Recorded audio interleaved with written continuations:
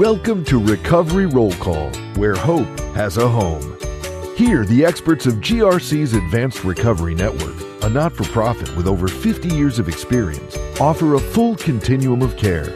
With 16 locations across southwestern Pennsylvania and statewide telehealth services, GRC's Advanced Recovery Network provides individualized, evidence-based treatment and family programming. Our goal is to help increase knowledge on the disease of addiction, share the many roads to recovery, and reduce stigma in our communities.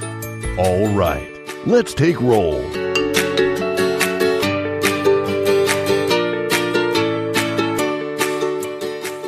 From rural communities to busy families, telehealth is opening doors to care that once felt out of reach. Welcome, everyone. I'm Melanie Winter, co-host and producer here in the studio with Dr. Julia Diallo from GRC's Advanced Recovery Network.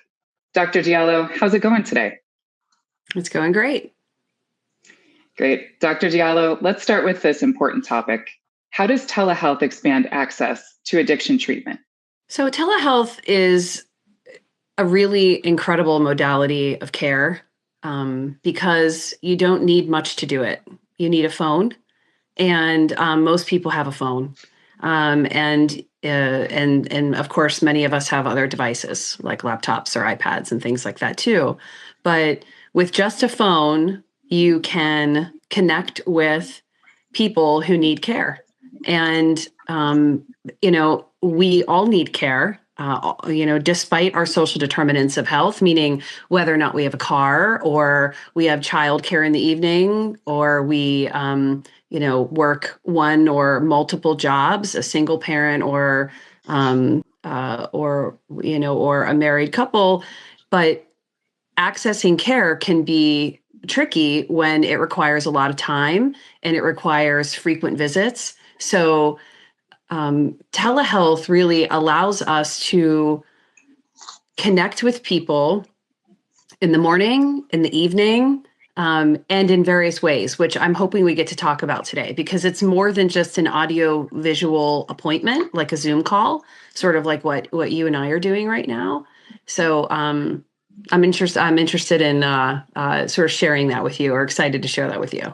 Great. Well, let's talk about this. What barriers to treatment does telehealth help overcome? Yeah. So like I was mentioning before, transportation is probably the biggest one. So, at GRC, we have 9 physical locations for outpatient, but not everyone lives close to one of those. And if you have to drive, more than 30 minutes to an appointment and you're doing that multiple days a week, or if you have to take a bus and it takes you multiple hours to get to an appointment, there's a strong likelihood that you will not even start doing that treatment or continue engaged in that treatment for a long period of time. And given the fact that addiction is a chronic disease and really requires treatment over time, staying in treatment is really important. So we want to make it easy for people. So I would say transportation is probably, or lack of transportation is probably one of the biggest ones.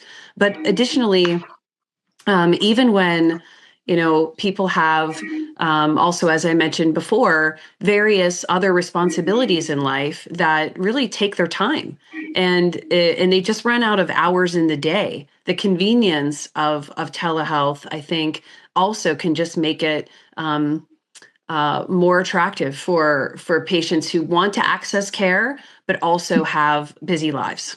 And can telehealth reduce stigma by offering more privacy and flexibility? It can. So, some people really prefer to be in a group setting in a physical location with people, and other people really struggle with that. And so, we'll get feedback from patients who will say, if I couldn't do this from my dining room table or from my couch, I probably wouldn't do it because I have a lot of anxiety. Even thinking about going to a physical location and sitting in a room with other people.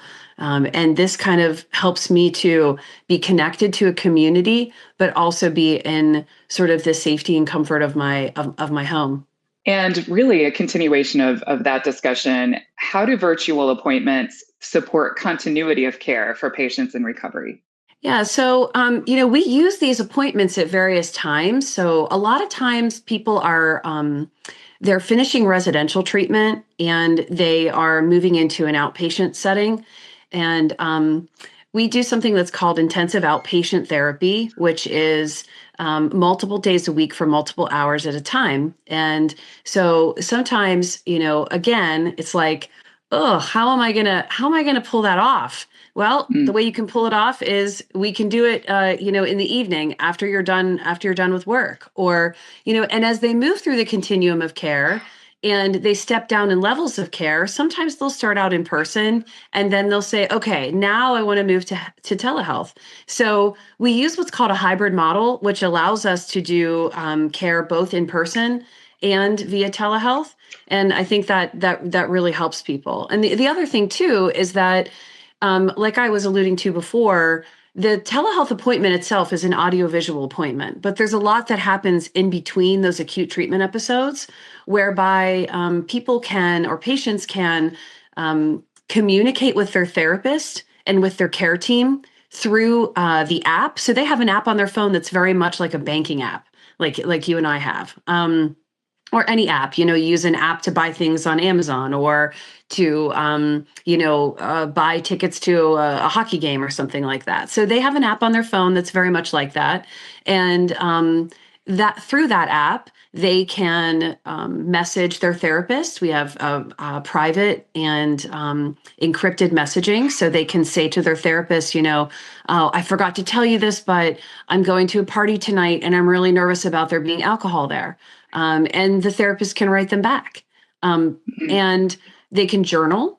There are educational modules. So the capability of the platform that we use it's very sophisticated. And the app that's associated with it is also, very, very useful for us to stay tethered to our patients in between treatment episodes. So that's also, mm. I think, very key to why telehealth is so effective at keeping patients engaged.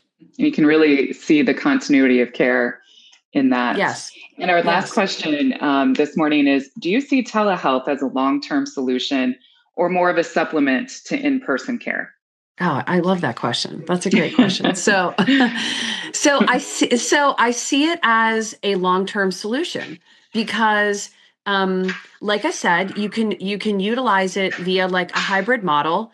And what's great about having this vast continuum of care that we have at GRC is we have virtually every level of care. And so there may be times when it's more appropriate and better for an individual to be in person, but sustained recovery takes a lot of time and a lot of effort.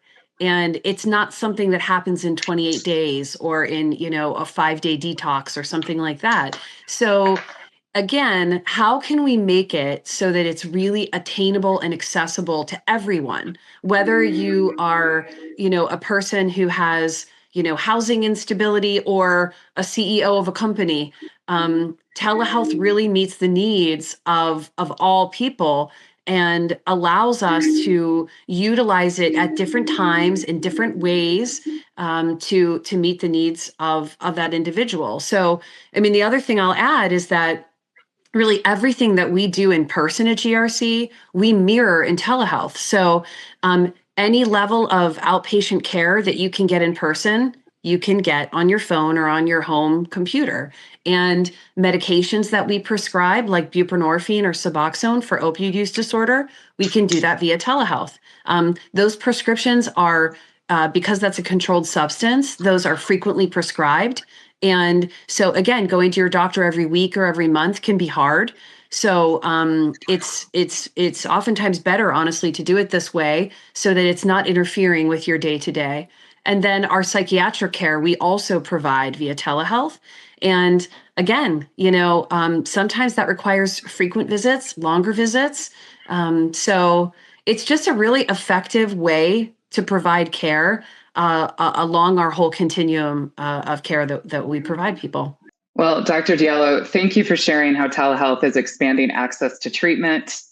We'll see everyone next time. Thanks for having me. Thanks for joining Recovery Roll Call. Remember, recovery isn't a destination, it's a journey. One day longer, one day stronger. If you're a family member or loved one of someone struggling with addiction, help is close by. Visit gatewayrehab.org. Call 800-472-1177 or start a live chat with our team right on the website. GRC's Advanced Recovery Network. Hope has a home here. We'll see you next time.